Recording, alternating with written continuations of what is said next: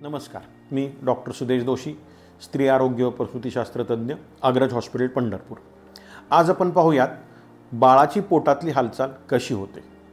प्रत्येक स्त्री रुग्णाला ती गरोदर राहिल्यानंतर उत्सुकता असते की डॉक्टर माझं बाळ पोटात कसं फिरेल, मला कधी जाणवेल। तर आपल्याला सोनोग्राफीमध्ये असं दिसतं की बाळाच्या हृदयाची हालचाल साधारणपणे 1.5 महिन्याच्या आसपास म्हणजे 6 आठवड्यात सुरू होते।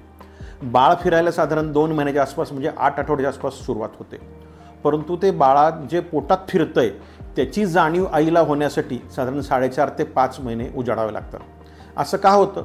तर बाळ लहान असतं, त्याची हालचाल आपल्याला जाणवत नसते।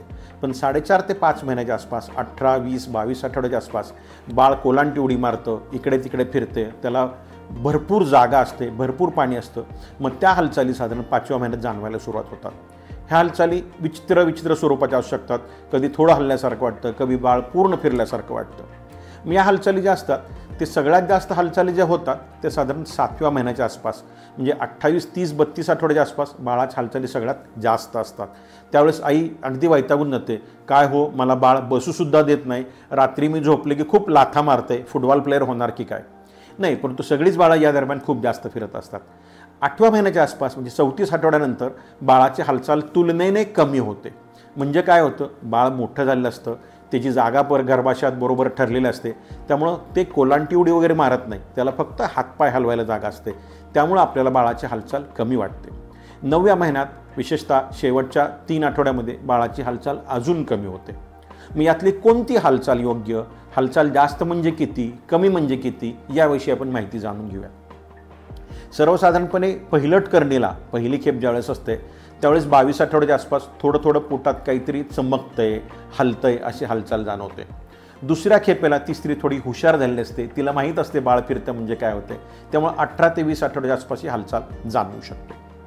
पण शास्त्रीयदृष्ट्या आपल्याला महत्त्वाचं जे आहे की प्रत्येक गरोदर स्त्री रोज डॉक्टरांच्याकडे जाऊन मोजू शकत नाही किंवा तपासून घेऊ शकत नाही। मग घरच्या घरी आपलं बाळ पोटात चांगलं आहे किंवा नाही हे कसं समजायचं? तुमचे डॉक्टर बऱ्याच वेळेला सांगतात, ताई आता बाळाच्या हालचालीवर लक्ष ठेव बरं का। म्हणजे नक्की काय करायचं? तर सर्वसाधारणपणे 32-34 आठवड्यानंतर बाळ किती वेळा फिरतं याचं एक परिमाण असतं।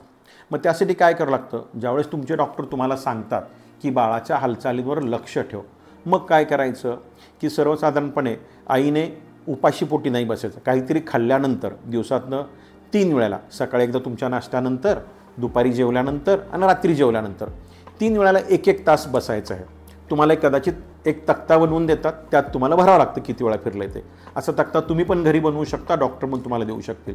सकाळी खाल्ल्यानंतर शक्यतो डाव्या कुशीवर झोपून किंवा नुसतं बसून केलं तरी चालू शकेल। 1 तासात बाळ किती वेळा फिरतंय हे आपल्याला खुणेने मोजून ठेवायचं। तुम्ही मोबाईलवर पण मोजू शकता।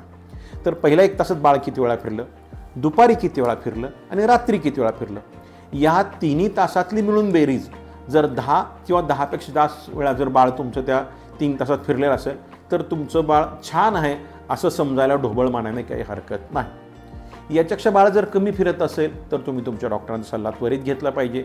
मग डॉक्टर तुमच्या पुढच्या तपासण्या करून ते बाळ कमी का फिरलंय हे तुम्हाला सांगू शकतील। बाळ कमी फिरायची अनेक कारणं असतात। ज्या पेशंटला साखरेचा आजार आहे त्यांचं बाळ कमी फिरू शकतं, ज्या पेशंटचं बाळ खूप मोठं आहे ते कमी फिरू शकतं, आणि महत्त्वाचं म्हणजे ज्या बाळाला काही अडचणी आहेत, त्याच्याभोवती पाणी कमी आहे किंवा त्याला रक्तपुरवठा कमी होतो आहे, काही धोक्याचं लक्षण म्हणून सुद्धा बाळाची हालचाल कमी होऊ शकते। तर अशा पद्धतीने बाळाची हालचाल तुम्ही मोजलीत तर तुम्ही आनंदी राहाल, तुम्ही आनंदी असेल तर बाळ आनंदी असेल, आणि ते आनंदी असेल तर ते जास्त फिरेल। अशा प्रकारे बाळाची हालचाल तुम्ही मोजा। धन्यवाद।